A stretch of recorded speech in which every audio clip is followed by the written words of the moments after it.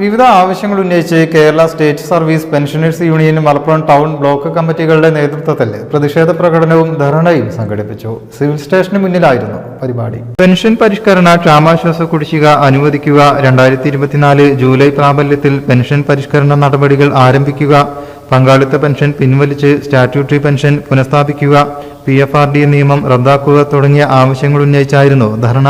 KSTA സംസ്ഥാന treasurer TKM Shafi പരിപാടി ഉദ്ഘാടനം ചെയ്തു.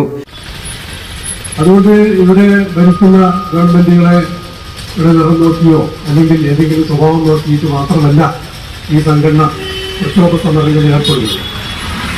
ഈ നമ്മൾ ഉന്നയിക്കുന്ന ആവശ്യങ്ങൾ നേടിയെടുക്കുക എന്നുള്ള പരമപ്രധാന ലക്ഷ്യം വെച്ചുകൊണ്ട് തന്നെ അത് ഭരിക്കുന്ന ഗവൺമെന്റുകളെ അല്ലെങ്കിൽ ഏതെങ്കിലും നിറം നോക്കിയിട്ടോ അല്ല നമ്മൾ നടത്താറുള്ളത്.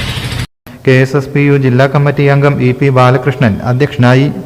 ജില്ലാ ഉപാധ്യക്ഷൻ KV സ്കറിയ, ജില്ലാ കമ്മിറ്റി അംഗം P Narayanan, town committee president KP Parvathikutty എന്നിവർ സംസാരിച്ചു.